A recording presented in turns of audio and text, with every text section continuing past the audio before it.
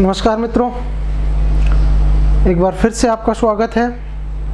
और हम पढ़ रहे थे इतिहास में वैदिक कालीन संस्कृति, और आज का अपना पॉइंट रहेगा वैदिक संस्कृति में धार्मिक जीवन, जो कुछ हद तक हमारे वर्तमान जीवन को भी प्रभावित कर रहा है। यानी ऋग्वैदिक कालीन आर्यों के धार्मिक जीवन का वर्तमान पर भी बहुत ज़्यादा प्रभाव है। इसके ऊपर अपन हम चर्चा करेंगे। तो देखिए, थोड़ा सा आप इस पॉइंट को वर्तमान से जोड़ते हुए पढ़िए, वर्तमान से जोड़ते हुए समझिए, ताकि आपको आसानी से ये टॉपिक समझ में आ जाएगा। जैसे मैंने कहा धार्मिक जीवन, तो मैं पहला ही एक बात बताऊं यहाँ पर।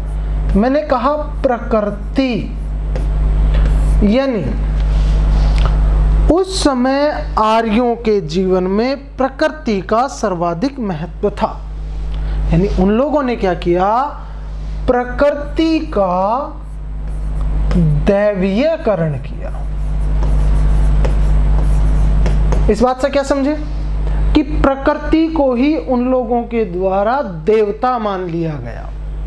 यानी जो प्राकृतिक शक्तियां हैं उन्हीं को जैसे आंधी देवता मान लिया, बरसात देवता मान लिया, पेड़ देवता मान लिया, जल देवता मान लिया। सभी प्राकृतिक चीजों को उन्होंने देवता माना। यानी जिन जिन वस्तुओं की उनको आवश्यकता होती थी और उन वस्तुओं की पूर्ति यदि प्रकृति से हो रही है तो उनको वो लोग देवता मान लेते थे। क्लियर? तो इन्होंने प्रकृति का क्या कर दिया मित्रों, दैवीयकरण कर दिया। दूसरा, अब जब दैवीयकरण किया यानी देवता भी आ गए, फिर देवताओं का किया इन्होंने मानवीकरण। इस चीज को भी समझिए। पहले प्रकृति को देवता मान लिया, फिर देवताओं को मानव मान लिया।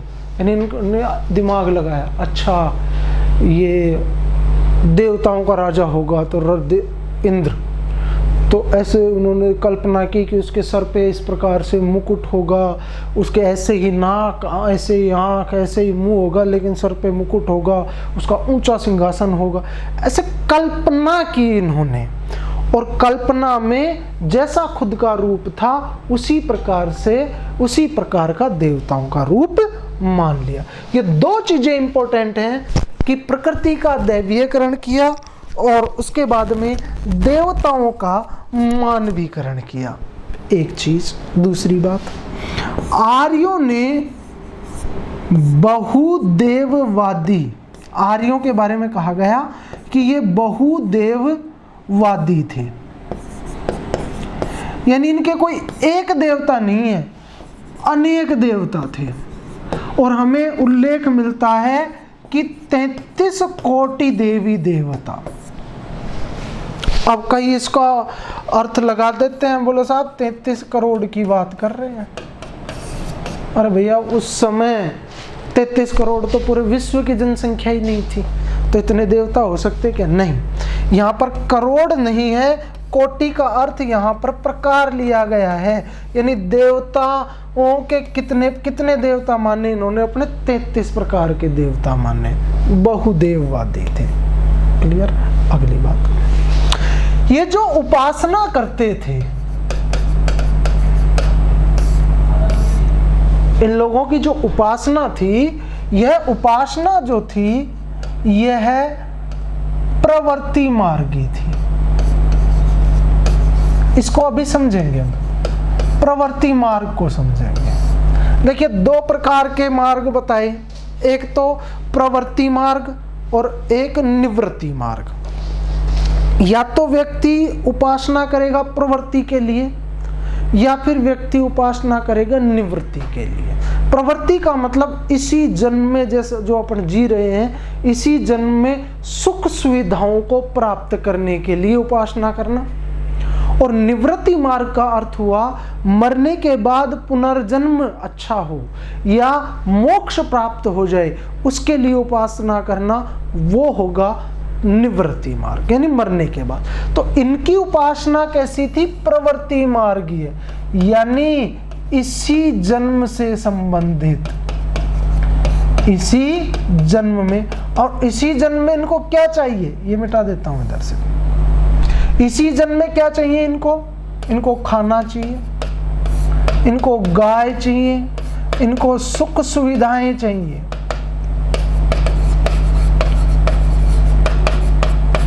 तो इनके लिए जो उपासना करते थे वो उपासना कहलाई प्रवृत्ति मार्गीय। एक बहुत 3-4 पॉइंटों की बात कर चुके हैं, समझना, कंसेप्ट क्लियर करना। प्रकृति को देवता मान लिया, फिर देवता का रूप मानव जैसा मान लिया, और एक नहीं 33 प्रकार के देवी देवता मान लिए, और उनकी जो उपासना की वो प्रवृत्ति मार्ग से की, यानी युद्ध में विजय करने के लिए उपासना करने लगे। बारिश के लिए ये लोग उपासना करने लगे, क्योंकि इनके पशु प्यासे ना मर जाएं, इनकी फसल सूख ना जाए, इसके लिए उपासना करते थे। यानी अब भी इसी जन्म में सुख प्राप्ति के लिए ये उपासना किया करते थे। आशा करता हूं ये चीज समझ में बैठ गई होगी आप लोगों को अच्छे से। अब आगे बात करते हैं। देखिए, ऋग्वेद में कहीं भी निवृत्ति मार्ग का कोई कंसेप्ट नहीं मिलता, ना तो मोक्ष का जिक्र मिलता है और ना ही पुनर्जन्म का। यानी जो कुछ है वो इसी जगह है, इनका उल्लेख ही नहीं मिलता। इसलिए इसी जन्म की सुख सुविधाओं के लिए जो उपासना की गई, उसी उपासना को प्रवृत्ति मार्ग कहा गया। अब आगे बात करते हैं। इन लोगों की जो एक उपासना थी, जैसे ये एकेश्वरवाद में विश्वास करते थे, एकवाद में विश्वास करते थे, या फिर अपन कहें एकाधि देववाद में विश्वास करते थे। तो इनका जो सबसे परफेक्ट या सबसे ज्यादा जो उपासना की पद्धति थी, उसको कहा गया एकाधि देववाद। मैं ना तो एकेश्वरवाद का जिक्र कर रहा हूं यहां पर, ना एकवाद का जिक्र कर रहा हूं। मैंने बात की है एकाधि, एक से अधिक देवता। एकाधि देव का मतलब एक से अधिक देवता। ये एकाधि देववाद जो थी, ये उपासना पद्धति थी। क्या थी भैया? उपासना की पद्धति। अब एकाधि देववाद को समझिए क्या होता था। यानी suppose that today is Monday, कल Tuesday, Wednesday, Thursday, Friday, Saturday और फिर आ गया संडे। मतलब 7 दिन हो गए। अच्छा, सोमवार को, आज का उदाहरण लेकर समझ रहे हैं अपन, फिर मैं उस समय की बात भी करूंगा। जैसे मान लीजिए आज सोमवार है, आज हमने उपासना की किसकी? भगवान शिव की। कल हनुमान जी की, परसों गणेश जी, फिर कोई बाबा आ गए जैसे साईं बाबा वगैरह आ गए, फिर माता जी की उपासना कर दी, फिर शनि देव की उपासना कर ली, फिर रवि यानी सूर्य की उपासना कर ली। यानी आज जो देवता है, आज जिसकी उपासना कर रहे हैं, उपासना करते समय आरती वगैरह बोलते हैं, उनका गुणगान करते हैं। यानी ये कहते हैं कि सर्वशक्तिमान, सर्वशक्तिशाली जो देवता है आज के दिन वो ये। लेकिन कल उपासना करेंगे तो सबसे ज्यादा शक्तिशाली देवता कौन सा मानेंगे? हनुमान जी। हम ही मान लेते उनकी उपासना जब उनको खुश करने के लिए। लेकिन नेक्स्ट डे यानी मंडे को जो शक्तियां हमने मानी थी शिव में, बुधवार आते आते तक उनके पुत्र में ट्रांसफर कर दी हमने कि सर्वशक्तिमान, सबसे प्रमुख देवता, देवताओं में प्रथम कौन? गणेश जी हो गया। ऐसे करते करते संडे तक, सूर्य तक पहुंच गए। आप समझिए ये हम क्यों करते? क्योंकि हम भी स्वार्थी हैं। हम ये उपासना पद्धति इसको ऐसे समझे क्योंकि हम भी स्वार्थी हैं। इसका अर्थ ये हुआ कि जिस समय, इधर लिख रहा हूं, जिस देवता की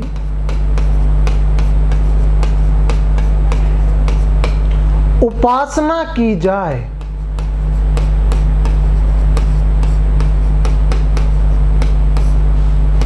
उस समय उस देवता को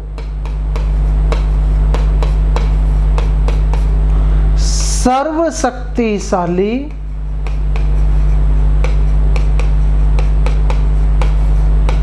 सर्वगुण संपन्न,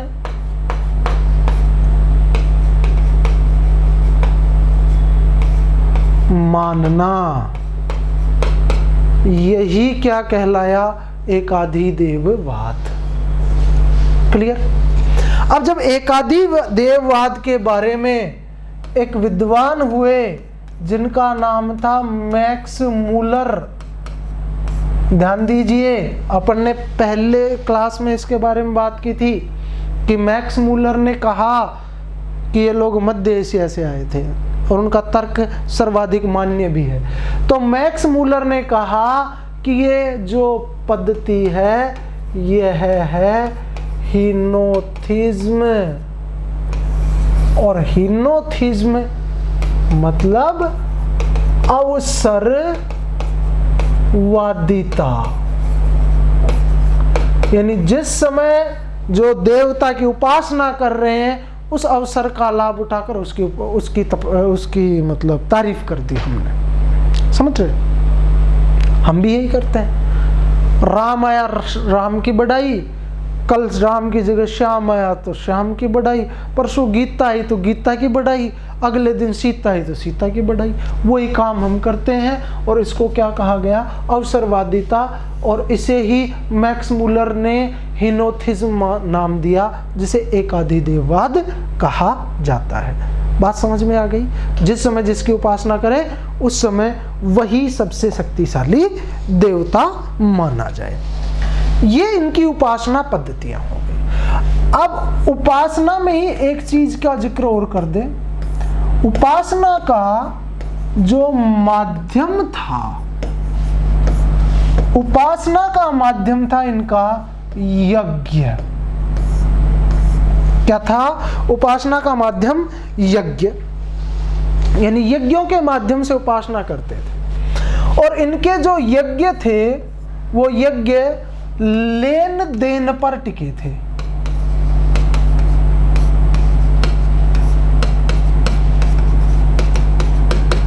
आप समझो लेन देन पर कैसा?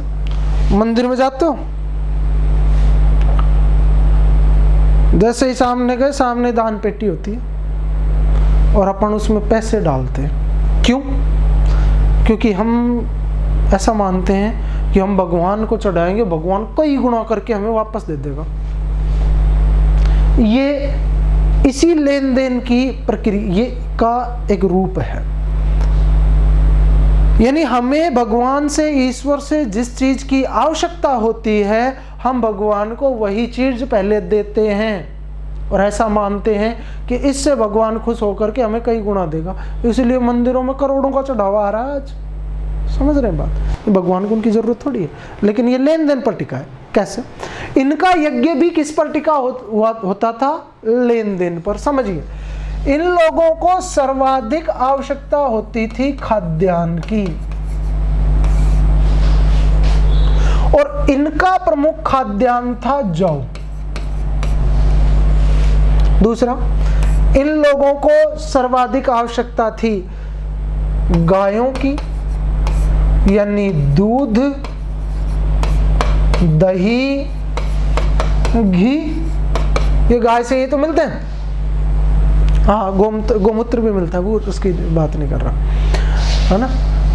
तो खाद्यान्न की आवश्यकता थी और इन चीजों की आवश्यकता थी। अब ये लोग क्या किया करते थे?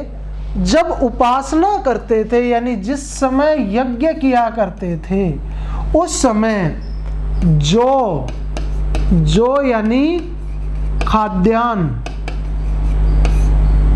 प्लस दूध, घी, दही, इनकी क्या डालते थे?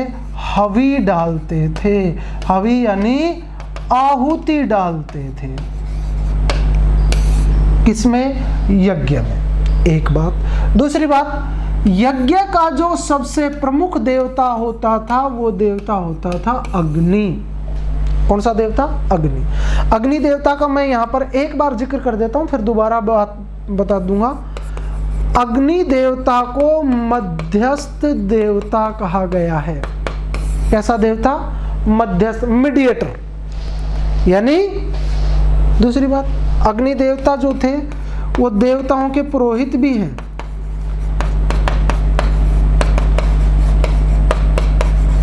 देवताओं के पुरोहित भी हैं, यानी देवताओं को सलाह देने का कार्य कौन सा देवता करेगा? अग्नि। अब अपन क्या कर रहे हैं? सारी चीजें सौंप रहे हैं किस, कौन से देवता को? अग्नि देवता को। क्यों? पहले दो चीजें इनमें। पहली तो ये मानते हैं कि अग्नि देवता को जो चीज दे देंगे वो अग्नि देवता मध्यस्थ देवता हैं हमारे और देवताओं के बीच में। अग्नि देवता उस वस्तु को ले जाकर के देवताओं को समर्पित कर देंगे और देवता फिर प्रसन्न हो जाएंगे और ये चीजें हमें बहुत बड़ी मात्रा में वापस करके लौटा देंगे। एक तो था कंसेप्ट ये। दूसरा इनका कंसेप्ट ये था कि अग्नि देवता देवताओं के पुरोहित हैं। अग्नि देवता को प्रसन्न कर लो, अग्नि देवता देवताओं के पास जाएंगे, अपनी तारीफ करेंगे और अपने को घी, दूध, दही, धन, धान्य से हम परिपूर्ण हो जाएंगे, हमें बहुत सी चीजें मिलेगी। ये इनकी उपासना थी, इस प्रकार की उपासना की जाती थी। अगला कंसेप्ट है, इस बात को गांठ बांध लेना कि इस समय, कौन से समय? ऋग्वैदिक काल में यज्ञ के अवसर पर मंत्रों का उच्चारण नहीं किया जाता था। ये बहुत बड़ी बात है, इसको गांठ बांध लेना। 90% स्टूडेंट्स का ये क्वेश्चन गलत होता है। वो सीधा दिमाग लगाएंगे और सबसे पहले तो मंत्र बोले ही जाते होंगे, बाद में कुछ कम होंगे। नहीं, ऋग्वैदिक काल में मंत्रों का उच्चारण नहीं किया जाता था। उत्तर वैदिक काल में देखिए, समझिए, यजुर्वेद की रचना उत्तर वैदिक कालीन मानी जाती है और यजुर्वेद का संबंध यज्ञ के विधि विधान और उसके मंत्रों से संबंध। हालांकि ऋग्वेद में भी बहुत से मंत्र हैं, लेकिन कंप्लीट बाद में हो रहा है। तो मंत्र उस समय थे ही नहीं, तो उच्चारण कहां से होगा? यज्ञ के समय पर बोले जाए। तो एकदम इस बात को बिल्कुल दिमाग में फिट कर लीजिए कि उस समय मंत्रों का उच्चारण नहीं होता था। यज्ञ जो था वो लेन देन पर टिका था। यज्ञ के अंदर खाद्यान्न और दूध, दही, घी की आहुति या हवी डाली जाती थी और वो किसको सुपुर्द की जाती थी? वो सुपुर्द की जाती थी अग्नि देवता को, ताकि अग्नि देवता देवताओं को ले जाकर के वो दे दे और देवता प्रसन्न हो जाएं और हमें वो चीज़ कई गुना बड़ी मात्रा में वापस करके लौटा दें। मित्रों, ये कंसेप्ट अगर आपका क्लियर हो गया तो मैं आगे चलता हूँ। आगे बहुत इजी सी बात है।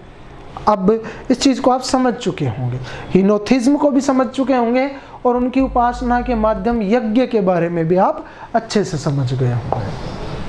अगला कंसेप्ट इसी के बारे में, नेक्स्ट जो पॉइंट है, देवता। देवताओं की इन्होंने क्या कर दी थी? कैटेगरीज बना दी थी, श्रेणियां बना दी थी और वो श्रेणियां थी 3। नंबर 1, अंतरिक्ष के देवता।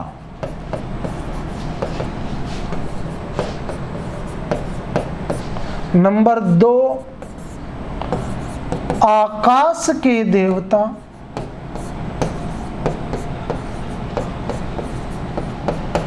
और नंबर 3 जो देवता थे वो थे पृथ्वी के देवता।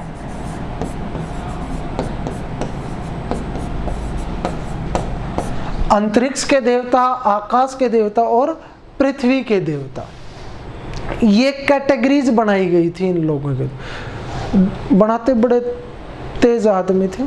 जिससे सबसे ज्यादा डर लगता था उनको सबसे ऊंचा स्थान, जिससे कम डर लगता था उनको उनसे नीचे, और जिससे सबसे कम डर लगता था उनको अपना फैमिलियर मान लिया कि हम पृथ्वी वाले, और हमारे से जो फैमिली के तौर पे रहे, जिनसे कम डर लगे उनको पृथ्वी के देवता मान लिया। प्रश्न यहां से नहीं बनता, प्रश्न या तो हिनोथिज्म से बन जाता है या यज्ञ की उपासना विधि से बन जाता है, उपासना प्रणाली से बन जाता है, या फिर प्रश्न बनता है प्रमुख देवताओं से।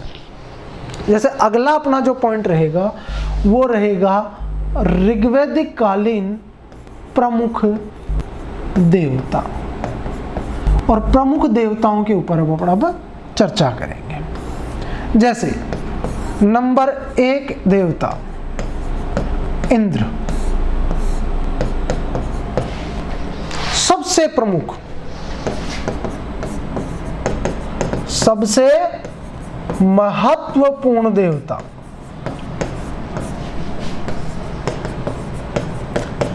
इंद्र के अनेक नाम भी मिलते हैं, जैसे मैंने लिखा पुरंदर, सोमपा,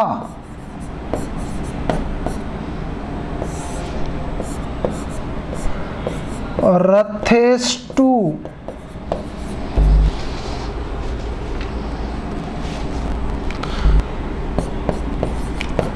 सतक्रतु,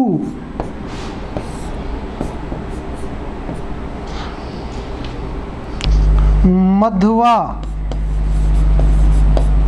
अर्थ समझेंगे इनका। जैसे कहा पुरंदर, पुरंदर का अर्थ हुआ किलों को ध्वस्त करने वाला, और किले किनके? अनार्य। अनार्य क्या हुए? दुश्मन, यानी दुश्मन के किलों को तोड़ने वाला क्या कहलाएगा? पुरंदर। समझिए, जब ऋग्वेद आर्य जो थे युद्ध प्रिय थे, और अनार्यों के साथ में उनके युद्ध चलते रहते थे, यानी युद्ध से पहले कौन से देवता की उपासना की जा रही है? इंद्र की। इसका मतलब ये किसका देवता हो गया? युद्ध का देवता। एक बात तो ये समझ लीजिए। अगली बात, सबसे महत्वपूर्ण देवता यानी स्वामी हो गया, और स्वामी हो गया तो इसका मतलब हम इसको क्या कह सकते हैं?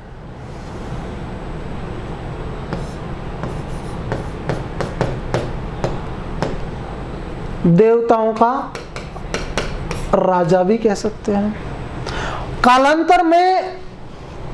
कालांतर में इंद्र ही वर्षा का देवता भी हो गया, लेकिन अभी नहीं, बाद में। अभी वर्षा के लिए उन्होंने अलग से देवता रखा हुआ है। बात समझ गए?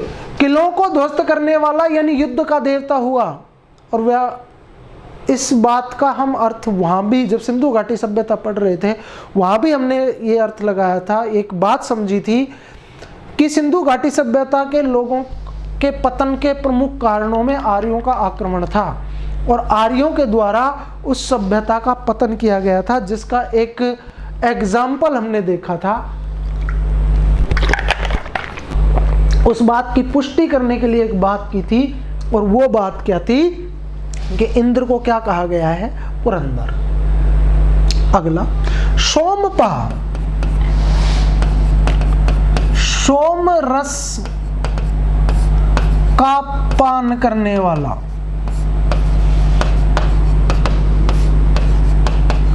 सोम रस का पान करने वाला देवता सोमपा कहलाएगा, यानी जिसको सबसे ज्यादा प्रिय चीज कौन सी है? सोमरस। वो देवता कौन सा हुआ? इंद्र। अगला हुआ रथेष्टु। रथेष्टु का अर्थ हुआ युद्ध में रथ का कुशल योद्धा, यानी जो युद्ध में रथ पे बैठ करके और कुशलता से युद्ध करे, वो योद्धा क्या कहलाता था? रथेष्टु। सतक्रतु, सत यानी शो, सत का अर्थ क्या हुआ? शो। क्रतु यानी धारण करना या अपने अंदर समाहित करना। इसका मतलब शो शक्तियां धारण करने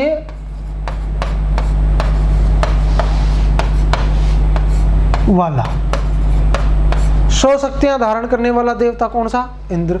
मध्वा यानी दानशील, इंद्र को दानशील देवता भी कहा गया है। अगली बात करें, इंद्र का जो अस्त्र माना गया, इंद्र का जो अस्त्र माना गया वो माना गया है वज्र। इंद्र का जो अस्त्र है कौन सा है? वज्र। तो ये देवता हुआ कौन सा? इंद्र। सबसे महत्वपूर्ण देवता है भैया, सबसे ज्यादा सूक्त भी ऋग्वेद में 250 इसी के बारे में लिखे गए हैं। यानी सबसे ज्यादा ऋग्वेद में किसी देवता का उल्लेख हुआ है तो वो देवता है इंद्र। युद्ध का देवता है, राजा भी है, और इसके कुछ अर्थ हैं जो इनको अनेक नामों से इनको बोला गया है, इनको संबोधित किया गया है। क्लियर? अगला दूसरा प्रमुख देवता है वरुण। और वरुण देवता को कहा गया है ऋतस्य गोप्ता। अब यहां पर समझिए, ऋत का रक्षक, यानी इसका अर्थ क्या हुआ? ऋत का, गोप्ता का अर्थ अपन पहले भी देख चुके हैं, रक्षक होता है, ऋत का रक्षक। अब ऋत का अर्थ हुआ प्राकृतिक नियम, यानी जो देवता प्राकृतिक नियमों की रक्षा करे, जो देवता प्राकृतिक शक्तियों का संचालन करे, वो देवता कौन सा था? वरुण। अब प्राकृतिक शक्तियां कैसे? जैसे प्राकृतिक प्रोसेस, बहुत सी प्रोसेस चलती है। सूर्य हमेशा पूर्व से उदय होता है, पश्चिम में अस्त होता है, बारिश होती है, पेड़ पौधों में फूल पत्तियां आती हैं, ये एक समय के हिसाब से आती, एक समय निर्धारित होता है हर एक चीज का। जैसे बरसात के बाद में सर्दियां आ जाती हैं, सर्दियों के बाद में गर्मी आ जाती है, एक सिस्टम है। और उस सिस्टम का पालन कराने वाला जो देवता है वो देवता कौन सा है? वरुण, यानी प्राकृतिक नियमों का देवता। 30 बार इनका उल्लेख मिलता है। और इन्हें जल देवता भी माना गया है। कौन सा देवता भी? जल देवता भी माना गया है। बात समझ में आ गई? वरुण को कहा गया ऋतस्य गोप्ता, ऋत का रक्षक यानी प्राकृतिक नियमों का रक्षक देवता। तीसरा प्रमुख देवता अग्नि। 200 बार उल्लेख भैया, 200 सूक्त लिखे गए हैं। इन्हें कहा गया है मध्यस्थ देवता, इन्हें कहा गया है देवताओं का पुरोहित। मध्यस्थ कैसे? किसी चीज की आवश्यकता होती है तो हम अग्नि देवता को कहते हैं, अग्नि देवता जाकर के देवताओं को वो बात कहते हैं और देवता फिर हमारी इच्छा पूरी करते हैं। यानी हमारे और देवताओं के बीच में मीडिएटर कौन हो गया? अग्नि देवता। दूसरा देवताओं का पुरोहित, देवताओं को दिशा निर्देश देने वाला देवता कौन सा? अग्नि देवता। क्लियर है मित्रों? नेक्स्ट बात करते हैं यहां पर अगला। अच्छा, अग्नि देवता जो थे, पहले इसको एक चीज और समझ लीजिए। अग्नि देवता पृथ्वी पर आते जाते रहते थे, इसलिए इनको कहा गया है अतिथि देवता। इंपॉर्टेंट प्रश्न है ये कि अतिथि देवता कौन से? अग्नि देवता। ये पृथ्वी पर आते जाते रहते थे, इसलिए इनको पृथ्वी का अतिथि देवता माना गया। नेक्स्ट अगले देवता सोम देवता।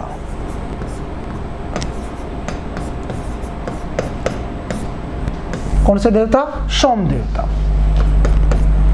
मित्रों, सोम रस आनंद की अवस्था दिलाता था, उसी प्रकार से आनंद का जो देवता हुआ, यानी जिस देवता से आनंद की प्राप्ति होती थी वो देवता हुए सोम देवता। तो इनके बारे में हम कहेंगे आनंद एवं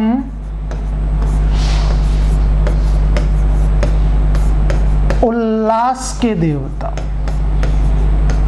आनंद एवं उल्लास के देवता कौन से? सोम देवता। अच्छा, जब मैं ऋग्वेद का 9वां मंडल के बारे में जिक्र कर रहा था, जहाँ पे एक श्लोक की बात कर रहे थे अपन, जब पढ़ रहे थे वर्ण व्यवस्था, वहां पर एक जिक्र आया था 9वां मंडल। तो ध्यान रहे, ऋग्वेद का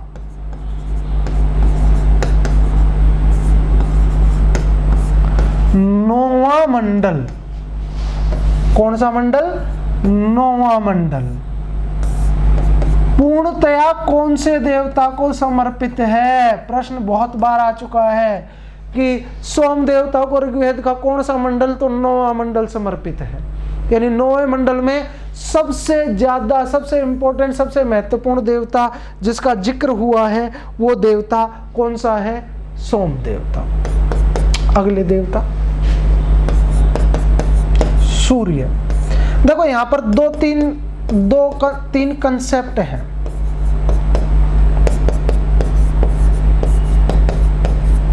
एक सूर्य, एक सविता और एक विष्णु।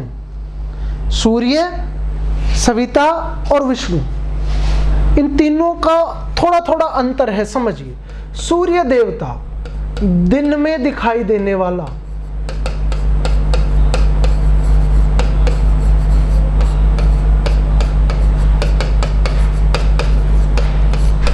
सूर्य का जो हमें सन दिखता है उसका दिन में दिखाई देने वाला रूप तो क्या कहलाएगा?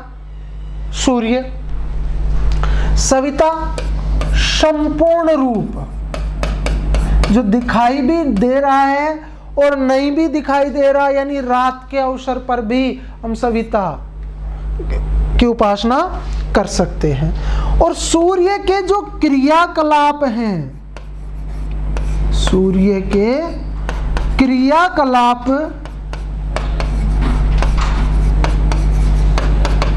का देवता, सूर्य के क्रियाकलापों का जो देवता होगा वो देवता कौन से हुए?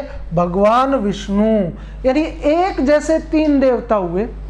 सूर्य दिन में दिखने वाला रूप, उसको तो हमने सूर्य देवता कह दिया। जो दिखता भी है और नहीं भी दिखता, यानी संपूर्ण रूप, दोनों को मिलाकर वो हो गए सविता। और विष्णु, विष्णु कौन सा रूप हुआ? विष्णु रूप हुआ किसका? सूर्य के क्रियाकलापों के देवता के बारे में अगर जिक्र किया जाए तो वो विष्णु है। एक सेकंड मित्रों,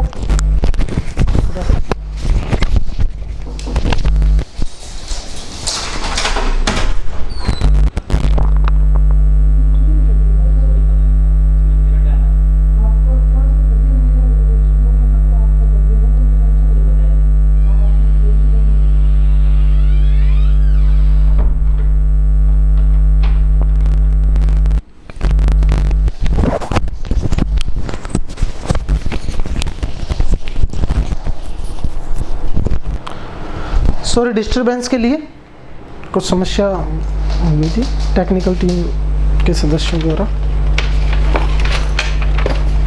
अगला, अब बात करते हैं अगले देवता की। तो अगले देवता हैं अपने पर्जन्य। पर्जन्य, और पर्जन्य का मतलब हुआ बादल। पर्जन्य ऐसे नहीं, ऐसे नहीं लिखा जाएगा, पर्जन्य ऐसे से। पर्जन्य, पर्जन्य कहा गया बादल को। पर्जन्य किसको कहा गया? बादल को। यानी बादल से ही क्या आता है? पानी। और पानी किस में आता है? पानी किस में आया? नदी, तालाब, कुओं, इनमें आता है कि नहीं? तो नदी, तालाब, कुओं का देवता कौन सा हो गया? पर्जन्य देवता। क्लियर? नेक्स्ट अगले देवता अपने हैं अश्विनो। अश्विनो, अश्विनों का मतलब हुआ वह देवता जो देवताओं का ट्रीटमेंट करे, यानी देवताओं के डॉक्टर, देवताओं के चिकित्सक। देवताओं का चिकित्सक कौन सा देवता हुआ? अश्विनो देवता। नेक्स्ट अरियम।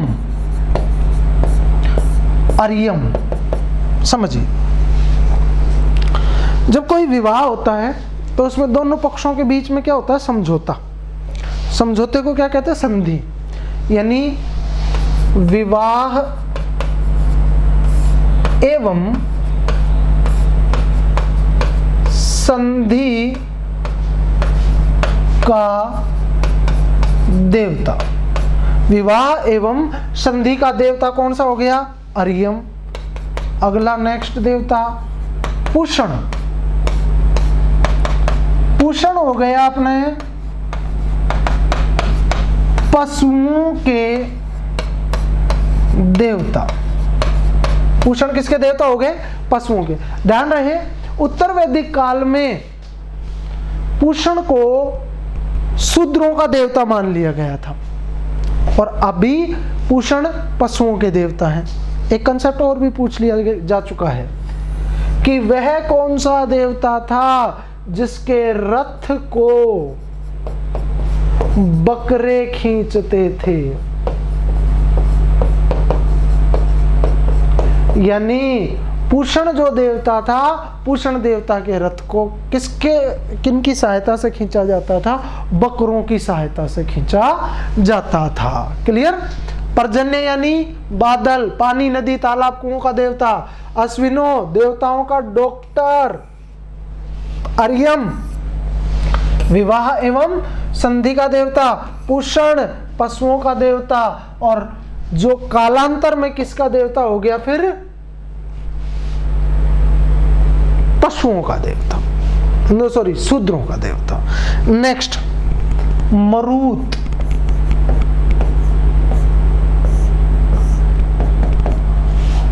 आंधी तूफान का देवता।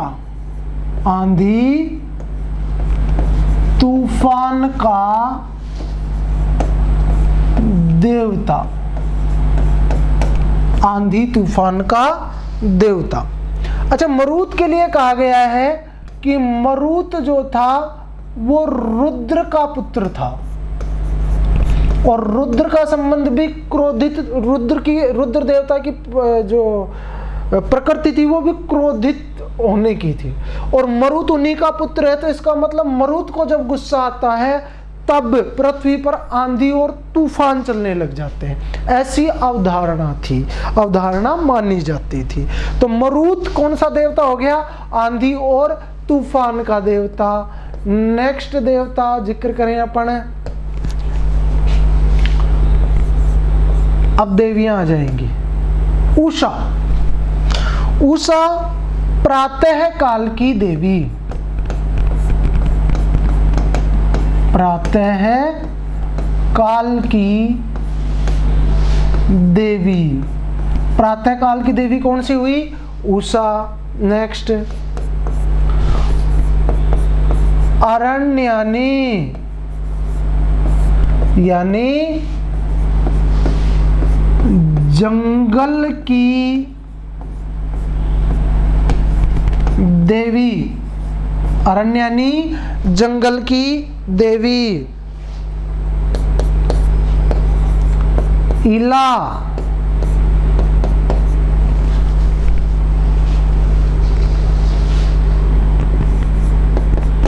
आराधना की देवी।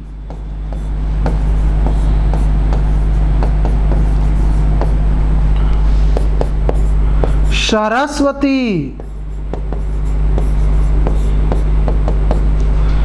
ज्ञान एवं विद्या की देवी, ज्ञान एवं विद्या की देवी कौन सी हुई? सरस्वती देवी। नेक्स्ट एक दो देवियों के नाम और हैं। पुरुमाधी, पुरुमाधी लास्ट नहीं है, पुरुमाधी देवी। और मित्रों ये मानी गई है उर्वरता की देवी।